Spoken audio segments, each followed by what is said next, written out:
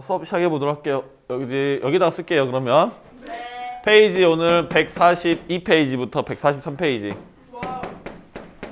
실상은 143페이지 한다는 거고요. 우리 주제는 도시였고요. 도시 안에서 우리 오늘 3개 할 겁니다. 첫 번째는요, 도시의 특성. 도시의 특성. 교과서에는 써 있는데 선생님이 조금 구성을 바꿨어요. 도시의 특성. 그러니까 도시의 특징, 즉 촌락과 좀 더 쉬운 말로 시골과 구별되는 도시의 특징들을 오늘 볼 거고요. 두 번째로는요, 조금 재구성을 했어요. 교과서 보고 하면 아무것도 안 맞아요. 중심지 이론을 볼 겁니다. 중심지 이론. 교과서에 없어요. 그 다음에 세 번째는요, 시대별 도시, 시기별 도시 이렇게 보도록 하겠습니다. 이 세 가지 보도록 할 거예요. 첫 번째 도시의 특성 먼저 보도록 하겠습니다.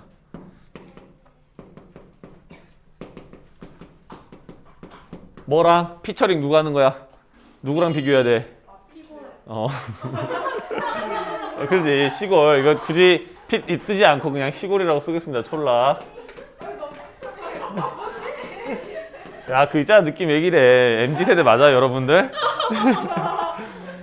어쨌든 도시의 특성, 촌락과 비교한 도시의 특성을 보도록 하겠습니다. 일단 먼저 보시면 노란 분필이 없나요?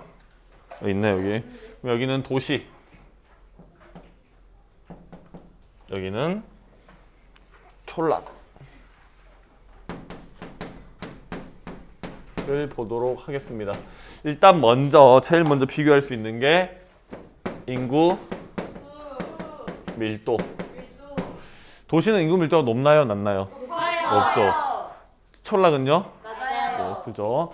인구 밀도가 높고요. 인구 밀도가 낮습니다. 혹시나 하는 마음에 인구 밀도 어떻게 구하는지 한 번만 해보고 갈게요. 인구 밀도는요, 면적분의 인구수가 됩니다. 그래서 어떤 식으로 표현이 되냐면 땡땡, 예를 들면 50명이 제곱킬로미터당 몇 명이 사는지 이렇게 표현이 돼요. 그러니까 좀 알고 계세요. 그러니까 면적분의 인구라고 하시면 됩니다. 어렵지 않죠? 네. 그 다음에 의미가 없지만 인구수 한번 볼게요. 인구수. 도시는 인구수가 많나요, 적나요? 많죠. 많다. 여기는 적다. 네, 여기서 중요한 건 뭐냐면 절대적 기준이 있는 건 아니야. 인구 밀도가 절대적 기준이 몇 명이 살면 많다, 몇 명이 적다 이게 아니라 지금 촌락과 비교하잖아. 촌락에 비해서 상대적으로 인구 밀도가 높다. 그 다음에 촌락에 비해서 상대적으로 인구가 많다라는 걸 아셔야 됩니다. 일단 인구는 이 두 가지를 비교할 수 있고요. 저번에 한번 이야기했는데 혹시라도 한 번 더 이야기 드리면 인구 밀도가 높은 지역일수록 더 발달된 도시인가? 아니에요. 꼭 그건 아니라 그랬죠? 네. 광주와 전주와 목포를 비교했습니다. 목포가 광주보다 약 면적이 10분의 1이에요. 그리고 인구는 5분의 1입니다. 네. 그러면 광주의 인구 밀도는 목포의 인구 밀도는 광주의 몇 배입니까? 네? 2배요. 2배입니다. 조금 오래 걸리네요. 2배. 엄청 간단한 산수였잖아요. 좀 더 상위 난이도로 갑니다. 전주의 면적은요, 광주의 40%예요. 전주의 인구는요, 광주의 50%입니다. 그러면 전주의 인구 밀도는 광주의 몇 배? 뭐요? 말 시키지 말라고요? 약 1.2배 정도 되겠죠. 계산해보면. 그런 것처럼 인구 밀도가 더 높다고 해서 더 발달된 도시는 아니다. 발달된 도시일 수도 있고 아닐 수도 있다라는 거 여러분들 체크하시면 되고요. 세 번째로는 이제 건물의 높이입니다. 건물 높이를 할 때는 이제 교과서에도 있고 하니까 한번 짚어주고 가는데 16살 대한민국 중학교 3학년 여러분들에게 도시의 건물이 높나요? 촐라게 시골의 건물이 높나요? 이걸 물어보는 것 자체가 나는 약간 뭔가 현타가 온다랄까. 어디가 건물이 높아? 그지? 건물 높이가 높고요. 낮습니다. 그 다음에 여러분들 보시면 확장 방식이라는 게 있어요. 이거 같이 봐야 돼. 확장 방식. 교과서에 없어. 일단 확장 방식이라 써놓고 여기 살짝 빼가지고 한번 보도록 하겠습니다. 확장 방식에는요, 수평적 확장이 있고요, 수직적 확장이 있습니다. 수평적으로 확장하는 것과 수직적으로 확장하는 것이 다른데, 수평적 확장이라는 게 뭐냐면 원래 도시가 처음 생기면 컸을까 작았을까? 작지. 작아요. 그 작았던 도시가 사람들이 더 몰리고 개발되면서 더 커져가는 게 수평적 확산이라고 생각하시면 돼요. 확장. 그러면 광주는요, 수평적 확장을 했을까 안 했을까? 많이 했죠.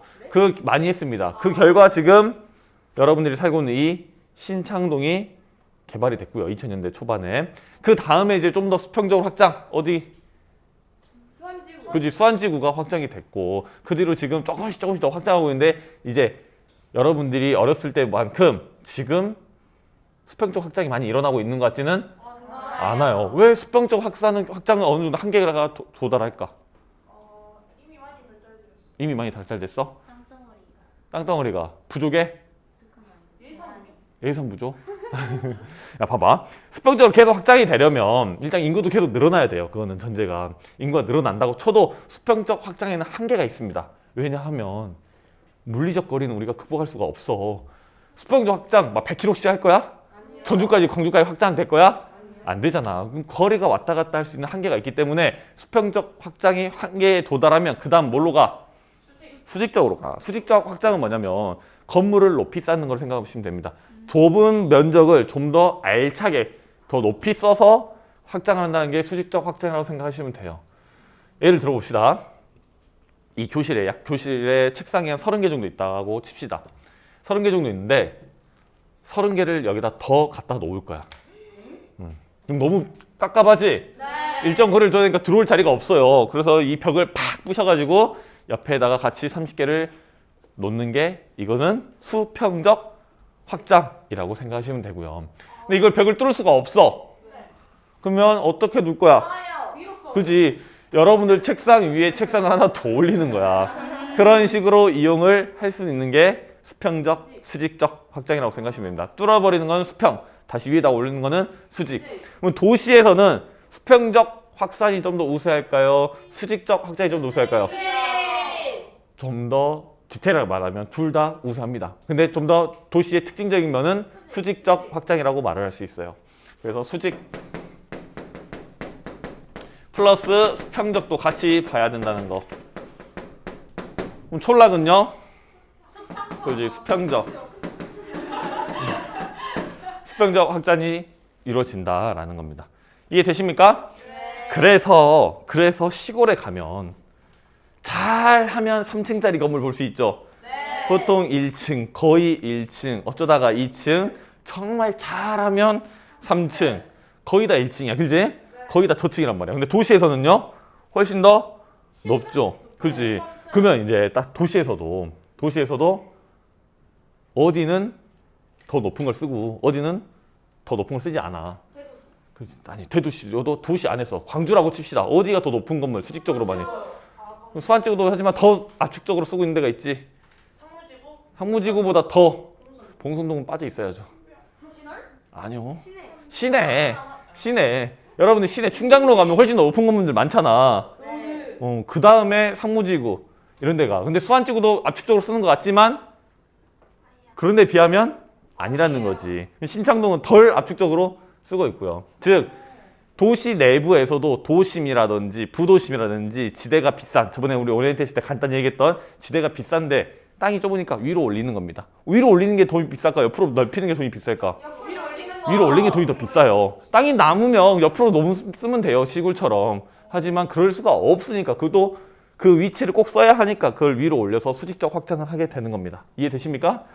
교과서에는 안 나와 있어요. 그래서 수평적 확산을 그림으로 나타내 보면 도시가 이렇게 있었다고 칩시다. 이 도시가 바깥으로 수평 이게 이렇게 커지는 게 수평적 팽창 또는 확장이라고 생각하시면 돼요. 수직적은 이 도시 내부로 다시 돌아와서 이 도시 내부에 높은 건물들을 지어 나가는 게 수직적 확장이라고 생각하시면 됩니다. 이해되십니까? 네. 넘어가도록 하겠습니다. 그 다음에 토지 이용. 토지 이용은 집약적, 여기는 조방적.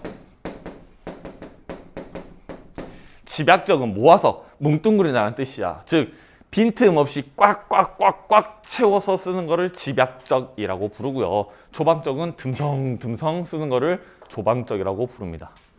그래서 도시에서 보면 여러분들 남는 땅, 그럼 공터 아니면 그냥 버려진 땅처럼 보이는 그런 것들 보기가 쉽지가 않습니다. 다만 시골에 가면 반면에 시골에 가면 그냥 아무도 주인 없는 땅, 관리되지 않은 땅 이런 땅들이 많이 있죠. 그러니까 땅을 조방적으로 이용한다라는 거야. 이해되셔요? 네. 그래서 이제 차 같은 데도 주차 같은 것도 도시 내에서는 주차 타워를 만들든 수직적 쭉 쌓잖아요. 자리가 없으니까. 그런 것처럼 수직적으로 집약적으로 이용하는데 시골에서는 대충 아무 데나 차 세우는 거 가도 괜찮아요. 왜냐? 사람이 없거든요. 그런 것처럼 차이점 알아두시고요. 여섯 번째. 그다음에 주민들이 산업 구조 또는 주민들이 주로 어디에서 일을 하느냐. 그래서 직업의 구성. 일단 먼저 봅시다. 촌락은 몇 차 산업에 주로 종사합니까? 2차. 허허, 아닙니다. 3차. 1차. 1차죠, 1차. 1차가 뭐야? 농업. 농업 또는 어업 등 이런 것들이죠. 기본적으로 생산해내는 거. 그래서 농업이 발달한 촌락은 농촌. 어업이 발달한 촌락은 어촌이라고 부르는 거죠. 그러면 도시는요? 3차가 우세하지만 여기서는 2, 3차를 같이 넣어줘야 됩니다. 왜냐하면 공업도시도 있잖아요. 공업도시. 물론 공업도시로 해서 3차가 없는 건 아니야. 무조건 3차 우세해요. 거의 다. 하지만 2차가 좀 더 우세하다라는 거. 보통 공장도 거의 다 도시에서 이루어지니까. 이해되십니까? 네. 그래서 이 6가지 잘 비교하실 수 있어야 됩니다. 아시겠습니까? 네. 어렵지 않죠? 네. 그러면 두 번째로 갑니다. 중심지 이론으로 가겠습니다.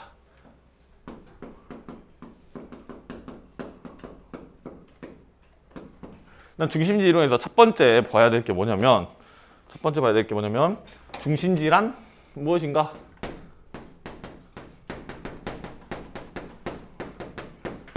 중심지란 무엇이냐면 재화 또는 서비스를 배우지에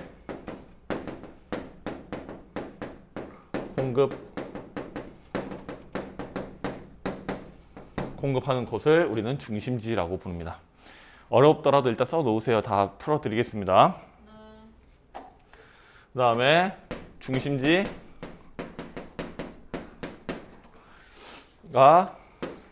유지.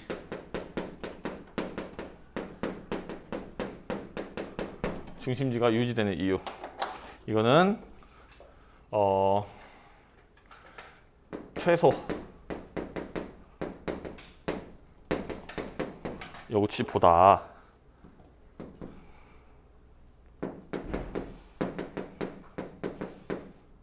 재화의 돌다 범위가 크거나 같다라는 걸 체크하시면 됩니다.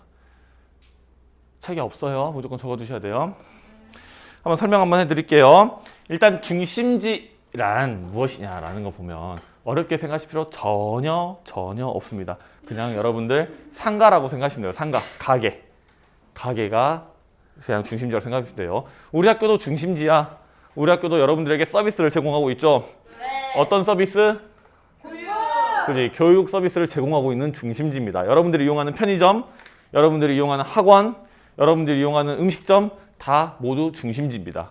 재화를 받든 서비스를 받든. 어렵지 않죠? 이제 중심지란 말. 네. 그지? 이제 두 번째, 중심지가 유지된 이유. 이게 뭐냐면 왜 그 가게가 안 망하고 있지? 라는 내용이야. 그래서 최소 요구치라는 거는 그 가게가 필요한 최소한의 요거 돈이라고 생각하시면 되고요. 재화의 도달 범위는 우리가 제공하고 있는 물건이라든지 서비스가 어디까지 도달할 수 있느냐. 즉 쉽게 생각해서 그 재화나 그 서비스를 받으러 사람들이 이동해 오는 거리를 우리는 재화의 도달 범위라고 봅니다. 어렵지 않죠? 응? 배달도 이제 배달을 하게 되면 재화의 도달 범위가 늘어나게 되지. 내가 가든 사람이 오든 물건이 주고받으면 재화의 도달 범위로 봅니다. 그러면 보겠습니다. 가게 하나 차리자. 무슨 가게 차릴래? 떡볶이 가게요. 그래, 떡볶이 가게. 이름은? 네, 탱이 떡볶이. 탱이 떡볶이. 탱이 떡볶이를 하나 차렸어. 그럼 한 달 매출 얼마? 3천만 원? 오, 장사 엄청 잘 돼요. 3천만 원의 매출이 뜨고 있어요, 한 달에. 그러면 30% 남는다 치면 한 달에 900만 원씩 남고 있습니다. 그러면 이 가게는 운영이 잘 돼야 안 돼? 그렇지? 봐봐. 그러면 이 가게 한 달에 500만 원이 들어간다 치자. 월세, 가스, 전기, 수도세, 그 다음에 아르바이트생, 인건비까지 해서 500만 원이 들어간다고 칩시다. 그러면 최소 요구치는 500. 이만큼의 최소 요구치를 가지게 돼요. 이게 최소 요구치라고 칩시다. 그러면 3천만 원을 벌고 있으니까 최소 요구치보다 뭐가 더 커? 재화의 도달 범위가 더 크니까 이만큼의 이 밖에 있는 만큼의 이 잉여 수익, 잉여 이익을 갖게 되는 거야. 그러면 이 가게는 망해 안 망해? 안 망해요. 안 망해. 계속 유지될 수가 있는 거야. 근데 엄청난 일이 벌어져. 탱이 떡볶이 집에서 머리카락 깎고는 괜찮아. 벌레가 후두둑 나와버렸단 말이야. 그래서 매출이 급락합니다. 그래서 최소 요구치가 똑같지. 최고 요구치는 변하지 않아, 그렇지? 네. 최소 요구치는 변하지 않는데 이게 쪼그라들었어요. 이게 쪼그라들었어. 사람들이 안 와 이제 이렇게 쪼그라들었단 말이야. 이쪽으로 이렇게 들어와 버린 거야. 그러면 이 가게는 망해요. 유지가 될 수 있을까? 아니에요. 유지가 될 수가 없다는 말이야. 금방 망하겠지. 이게 만약에 똑같다고 하면 유지가 될 수 있어, 없어? 없어요. 그렇지. 현실적으로는 없어. 왜 돈이 남는 게 없으니까. 근데 이론상으로는 중심지가 사라지지 않고 있을 수가 있다라고 봅니다. 이해되십니까? 네. 자, 일단 이 그림 잘 봐주시고요. 일단 설명드리겠습니다. 그러면 이걸 우리가 현실에 딱 반영을 해가지고 왜 시골에 가면 베스킨라빈스가 없지? 왜 시골에 가면 롯데마트가 있어요. 있는 데도 있습니다. 롯데마트가 없지? 왜 시골에 가면 백화점이 없지? 라는 생각을 하실 수 있어야지. 그리고 시골에서 생각보다 또 보기 어려운 게 병원입니다. 특히 개인 병원들은 조금씩 있어요. 근데 종합병원 이런 거는 거의 존재하지가 않아요. 그래서 최근 기사 보니까 우리나라 시골에 무의촌이 많이 늘어나고 있대요. 의사가 없는 지역. 의사가 없어. 그러면 병원을 가려면 도시로 와야 돼. 그런데 봐봐. 내가 방금 말한 종합병원 또는 롯데마트 이런 것들은 최소 요구치가 커, 작아? 커. 근데 그 시골에서는 인구 밀도가 낮지. 네. 이제 보자. 이 밖에 있는 게 실제 지도라고 쳐. 여기에 사람들이 존재를 해요. 그러면 시골 같은 경우는 이 넓은 면적의 인구가 2,000명, 3,000명, 2만 명 많아봐야 이런데 수안지구에다 딱 해놓으면 인구가 8만 명이란 말이야. 훨씬 더 재화의 도달 범위가 면적이 더 좁아도 훨씬 더 그 채울 수 있는 인구 밀도가 가지고 있으니까 운영이 될 수가 있다는 거지. 이해되세요? 네. 이해돼 안 돼? 뭐 치킨집 같은 경우는 만약에 차렸어요. 신장동에서만 팔아도 운영이 돼 안 돼? 가능해요. 가능해. 수안지구는요? 가능해요. 완전 가능하지. 완전 가능해. 그럼 시골에다 치킨집 하나 차리면 운영이 돼 안 돼? 안 돼요. 됩니다. 돼요. 현실은 또 돼버려. 왜냐? 수안지구에 치킨집이 엄청 많아요. 시골에 가면 치킨집이 많아야 2개. 그러니까 경쟁 상대가 없는 거야. 이렇게 돈 많이 남으면 옆에다 떡볶이집 차리겠지? 네. 떡볶이집 들어와서 또 다른 중심지가 생기고 또 다른 중심지가 생기면서 최소 딱 요구치에 거의 맞게끔 하나 더 생기면 망할 수 있을 만큼 이게 딱 맞아 떨어질 거란 말이지. 근데 시골에서는 이미 나 혼자 애매하게 남는단 말이야. 하나 더 들어오면 너 죽고 나 죽는 거야. 그런 식으로 해서 중심지가 도시와 시골의 차이가 생기게 된다는 거. 이걸 이해하시면 할 수 있습니다. 이해되시죠? 그래서 도시에는 있지만 시골에는 없는 여러 중심지들을 이 중심지 이론으로 설명할 수가 있는 겁니다. 이해되시죠? 넘어갑니다. 이제 세 번째로. 시기별 도시 보도록 할게요. 시기별 도시.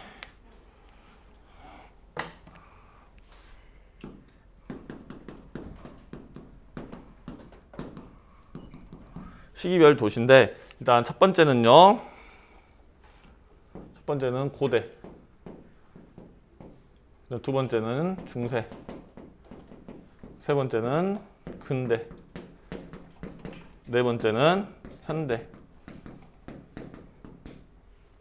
고대에는 도시가 어디에 생겼을까? 어디에? 가운데? 가운데가 어디예요? 기준이? 기후가 온화하고 땅이 평평하고 그지 강이 있는데 그죠? 물론 여러분들 인구 때 배웠을 때 인간이 살기 좋은 유리한 조건들 땅이 평평하고 기후가 온화하고 이런 데가 있었지만 이런 데에서도 물을 구하기 쉬운 곳 근데 그냥 그 물을 내가 마시려고 구하는 건 아니야 뭐 하려고? 농사 짓기 좋은 데로 농사 짓기 좋은 농업이 중심이 되는 사회였고 농사 짓기 좋은데 강 주변에 많이 도시가 들어섰습니다. 그래서 우리가 알고 있는 4대 문명 첫 번째 메소포타미아 두 번째 이집트 세 번째 인도 네 번째 중국 문명이 되는 거죠. 그래서 메소포타미아 문명은 유프라테스 강, 티그리스 강 두 번째 이집트 문명은 나일 강 세 번째 인도 문명은 인더스 강네 번째 중국 문명은 황하강 이렇게 큰 강 주변에 도시들이 생기게 되는 거야. 알겠죠? 네. 그 다음에 중세는요. 똑같아. 일단 종교는 일단 플러스 앞으로 빼놓고 일단 종교는 중세는 상업이 중시가 됩니다. 상업도시, 그러니까 무역이 중요해. 그러니까 무역이 중요하니까 어디에 주로 분포하게 돼? 그지 해안가 도시들이 좀 발달하고요. 그렇지만 내국에 있지만 그 교통로 사이에 있는 도시들이 크게 발달합니다. 서로 오고 가기 좋은 그런 지역의 도시들이 발달하게 되고요. 근대에는요, 뭐가 이제 시작되냐면 산업혁명이 시작이 돼. 그럼 무슨 도시? 공업도시. 그래서 이제 여기에는 어디에서 도시들이 많이 생기냐면 이제 석탄 산지 같은데. 왜냐하면 산업혁명 당시에 가장 중요한 연료가 석탄이었거든요. 그 석탄을 바로 캐서 이용할 수 있는 그걸 또 캐서 이동하려면 힘드니까 바로 캐서 이용할 수 있는 석탄 산지의 공업 도시들이 크게 발달합니다. 이때 이때 영국에서 많은 도시들이 발달하는데 대표적인 산업 도시가 또는 석탄 산지였던 데가 맨체스터입니다. 맨체스터. 들어봤죠? 맨체스터? 네. 그 뒤에 뭐 있잖아요, 여러분들. 축구팀. 별로 잘 모르시는군요. 근데 이게 맨체스터 이걸로 약간의 세대 구별이 가능합니다. 선생님 또래 나이 때는요, 그 맨체스터 유나이티드라는 팀에 박지성 선수가 뛰었단 말이야. 그러니까 보통 맨체스터 하면 바로 유나이티드가 나와요, 보통. 근데 그 도시에 팀이 두 개야. 맨체스터 시티라는 팀과 맨체스터 유나이티드가 있어요. 둘이 또 이제 라이벌이기도 한데, 선생님 때는 맨체스터 유나이티드가 엄청 잘하고 맨체스터 시티는 별 볼 일 없었어요.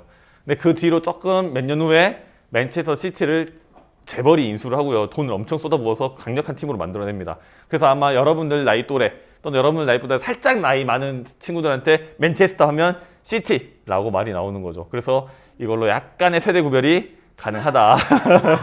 맨체스터인데 유나이티드 나오면 뭐야 저 사람 나이가 좀 있는 걸. 넘어가도록 할게요. 네, 현대는 어떤 것들이 있냐면 신산업들 또는 첨단 산업. 이 대표적인 첨단 산업이 이제 지금은 IT죠. 네. IT. 그래서 IT가 발달한 지역이 있어요. 미국에. 애플도 있고요. 구글도 들어와 있고요. 페이스북, 별의별 다 들어와 있는. 무슨 밸리? 그지? 실리콘밸리. 아까 그랬더니 실리콘밸리 얘기하면서 선생님 카카오 네이버 이러더라고. 카카오 네이버는 우리나라의 실리콘밸리라고 불리는 판교에 있습니다. 판교. 혹시 판교 가봤나? 여러분들 네이버는 다 봤을 거야. 솔직히 여러분들 서울 딱 가다 보면 서울 톨게이트가 지나가요. 그럼 오른쪽으로 보시면 네이버 본사가 보여요. 초록 건물. 거기가 판교야. 근데 더 놀라운 거는 서울 톨게이트는 서울에 있는 게 아니에요. 거기 성남이에요. 그래서 거기에 이제 판교가 보이게 되는 거죠. 그래서 그런 첨단 산업이 발달한 후에 도시들이 생기게 된다라는 거. 플러스 엄청 많아요. 다양한 요소들로 인해서 이제 발달하게 됩니다. 뭐 하나가 이런 게 있는 게 아니라 다양한 요소들로 발달하게 되고요. 이 플러스 알파는 여러분들 종교 중심지들도 생기게 돼요. 예루살렘, 메카 이런 도시들이 있다라는 겁니다. 그리고 로마도 그렇죠. 바티칸도 그렇고요. 그 다음에 자원 산지 때문에도 생기는 건 나중에 이제 석유, 두바이 이런 곳에서 생기게 되는 거 좀 체크하시면 되겠습니다. 일단 교과서 한번 같이 보면서 이야기할게요. 도시는 촌락과 함께 사람들이 거주하는 공간이다. 거주라는 건 생활한다라는 겁니다. 이곳에서 생산 활동도 하고요, 소비 활동도 하는 그런 것을 우리는 거주라고 합니다. 거주하는 공간입니다. 도시도 촌락도 모두 거주하는 공간입니다. 공간. 그래서 도시는 상대적으로 좁은 지역에 많은 사람들이 모여 살아 인구 밀도가 높고요. 한정된 공간을 효율적으로 활용해야 하므로 토지 이용이 매우 집약적이죠. 집약적이다 못해 이제 수직적 확장도 하게 되는 거죠. 도시에는 2차, 3차 산업에 종사하는 사람 많습니다. 공업 또는 서비스업에 종사하는 사람이 많고요. 이게 여기까지 했던 내용이 이렇게 비교할 수 있는 겁니다. 그 뒤로 보면 병원, 상가, 관공서 등의 시설 등이 각종 기능이 집중되어 있다라고 했어. 반면에 다시 생각해보면 촌락에는 병원, 관공서 이런 시설들이 없다라고 말을 할 수가 있는 거야. 상대적으로 빈약하다. 그 빈약한 이유를 뭘로 설명할 수 있어? 중심지 이론으로 설명할 수 있죠. 이런 중심지가 왜 없어? 라고 하면 최소 요구치를 채울 수가 없기 때문에. 최소 요구치 왜 못 채워? 그럼 사람이 없기 때문에. 그럼 사람이 없으면 최소 요구치 무조건 못 채울까? 아니요. 어떻게 할 수 있어? 사람이 적으면 무조건 최소 요구치를 채울 수가 없어? 아니요. 보통은 그런데 방법이 하나 있어요. 이 사람들이 다들 엄청난 부자가 되면 돼요. 돈이 많으면 돈이 많이 쓰는 거야, 이론상으로. 그러니까 소득이 늘어나. 이 사람들이 엄청난 부자면 최소 요구치를 채울 수가 있다는 거야. 명품 매장이 하루에서 무슨 우리가 떡볶이 팔듯이 많이 팔리겠냐고. 하나에 많은 걸 남겨 먹는 거 아닙니까? 그런 식으로도 할 수 있다. 즉 인구가 늘어나거나 소득이 증가하면 이 최소 요구치를 채울 수 있게 된다. 하지만 농촌에 촌락에 소득이 증가하고 있나? 그렇지 않죠, 별로. 이제 넘어가고요. 따라서 주변 지역에 다양한 상품과 서비스를 제공하는 중심지 역할을 한다. 즉 도시가 주변 촌락에 여러 기능들을 제공하는 중심지 역할을 한다. 그래서 서울에 있는 병원들, 삼성병원, 서울대병원, 아산병원 이런 거는 전국적으로 재화의 도달 범위를 갖죠. 엄마 아빠가 아파, 암이야. 그럼 제일 먼저 어디부터 찾아? 병원. 근데 집에 앞에 무슨 한결레가 갈 거야? 아니요. 그렇지. 뭐 전담된 병원도 안 갈라 그래요. 어디가? 서울. 서울, 거기가 훨씬 더 잘한다고 생각하고 믿으니까요. 서울 삼성병원, 서울 아산병원 또는 서울대병원 이런 데를 찾아가게 되는 거죠. 이해되십니까? 네. 즉 그렇게 되면 서울 그 병원들은 전국을 재화의 도달 범위로 갖게 되는 거고 그 다음에 그 전국을 배우지로서 갖게 되는 거지. 이해되시죠? 그 다음에 도시의 형성과 발달입니다. 도시는 대체로 정치, 경제, 산업, 교통의 중심지에서 발달하고요. 또한 새로운 자원이 개발된 곳, 밑줄 긋고 석탄 또는 석유 이렇게 적어놓으시면 됩니다. 석탄, 석유. 뭐 기타 등등 여러 가지가 있겠죠. 도시 형성과 발달에서 두 번째 줄이에요. 그 다음에 종교와 문화의 중심지가 도시로 발달한 곳도 있다. 종교 밑줄 긋고 메카, 예루살렘, 로마, 바티칸 이렇게 생각하셔도 됩니다. 적으셔야죠.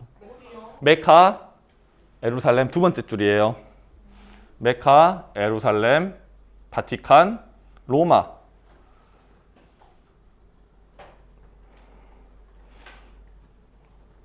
그 다음에 역사상 최초의 도시는 기원전 3,500년 전 무렵 오늘날 이라크의 티그리스 강과 유프라테스 강 유역 등지의 농업에 유리한 조건을 갖춘 문명의 발생지에서 발달합니다. 즉 물이 있고요. 그러니 농사를 짓기에 유리했다는 거지. 물이 없어도 농사를 짓는 방법이 있어요. 무슨 방법? 그지 비만 기다리면 돼. 비만 기다리면 돼. 이걸 우리는 비만 기다리는 물을 댈 수 없는 걸 천수답이라고 하는데 이런 거는 거의 헐값이라고 생각하시면 됩니다. 왜냐? 농사가 언제 망해도 전혀 이상할 게 없거든요. 그러니까 너무 위험 리스크가 크니까 물을 언제든 길러올 수 있는 강 주변으로 가게 되는 겁니다. 그래서 유리한 조건을 갖춘 그런 곳에 도시가 발달하게 되고요. 고대에는. 중세에는 상업이 발달하면서 교역과 교환이 활발한 시장을 중심으로 상업도시가 발달합니다. 즉 이동하기 좋은 교통로가 연결되어 있는 시장이 발달한 거에 도시가 발달해요. 또는 항구 같은 데 발달하게 되는 겁니다. 그 다음에 근대에는 18세기 후반 산업혁명이 전개되면서 석탄 산지를 중심으로 공업도시가 발달합니다. 아까 이야기했던 맨체스터 이런 것들이 있었고요. 그 다음 20세기 이후에는 공업 기능과 함께 첨단 산업, 서비스업, 교육, 문화 등 여러 기능을 수행하는 도시가 발달합니다. 즉 과거보다 지금 현재 도시의 기능이 훨씬 더 많아졌다라고 생각하시면 됩니다. 일단 이만큼 하고요. 혹시 질문 있는 친구 없어? 없으면 끝.